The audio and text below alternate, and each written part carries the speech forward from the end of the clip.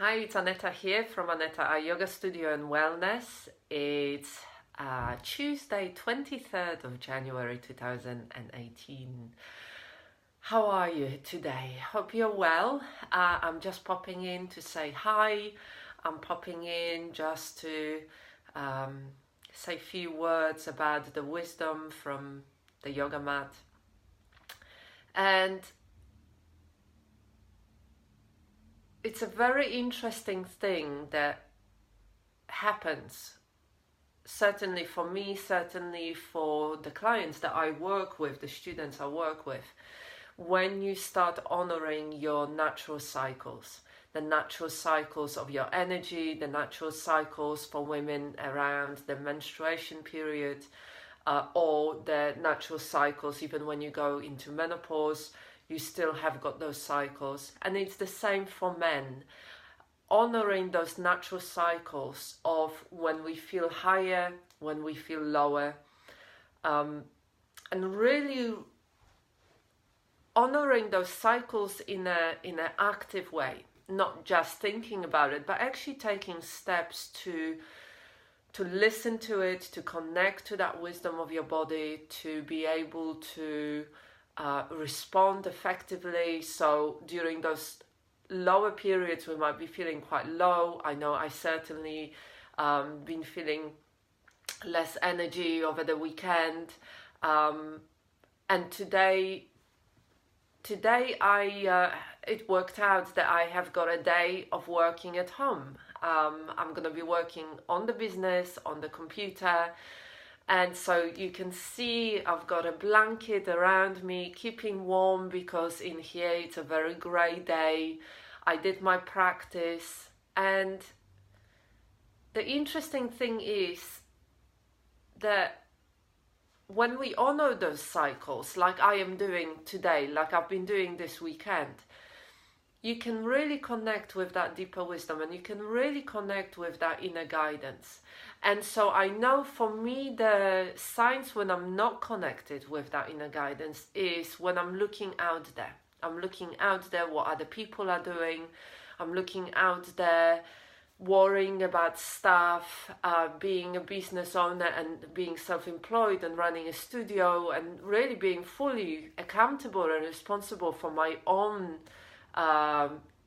money and business and development and creativity and, marketing, all of that kind of stuff. If I start looking out there, listening to other people telling me I should do this or I should do that, and other people are doing this, and, maybe even thinking there is a competition or there is somebody else who's doing something, and getting into this out there, up and out, as the mind loves going, it can really affect my sense of well-being. It can really affect my energy. It can affect my health, my state of mind, the whole of the well-being aspect of it. It can even affect me in a way that I can get ill, or I can get, a stronger effect on my allergies, or, all of that kind of stuff. But when I pause, and I learned over the last few years not to make too many decisions when I'm feeling like this. When my mind is going a bit mad, I learned that I need time out. I need to disconnect from the social media. I need to disconnect from looking for other people are doing, and I need to reconnect with myself. And when I do that, there is a profound shift that happens on my mat, happens in my life, happens in my relationships, with my focus, with, how I feel, my sense of well-being.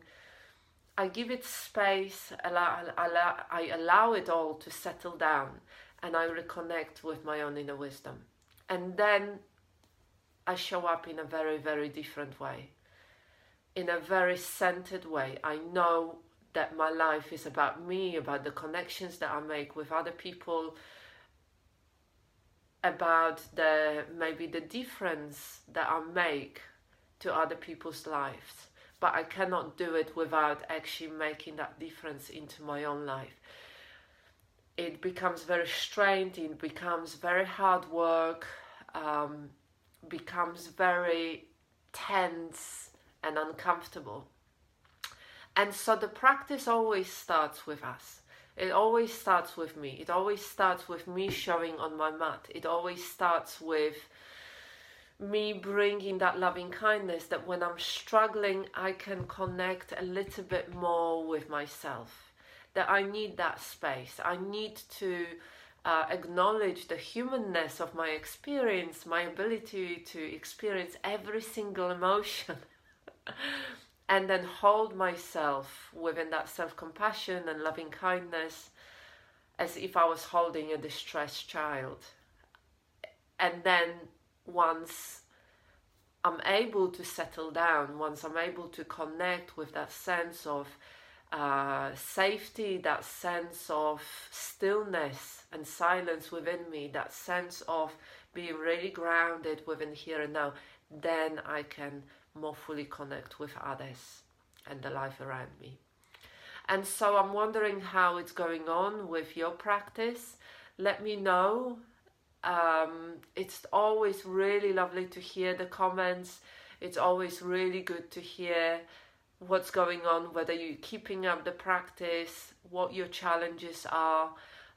If you'd like to join in the conversation around Drishti and Sankalpa, Drishti being the focus on the mat and off the mat, I will be doing a Facebook Live on my Facebook Bees page this Thursday at 9:30, and I'd love to hear I'd love to hear your comments. I'd love to hear how you're doing, and I really wish you a wonderful day. Namaste.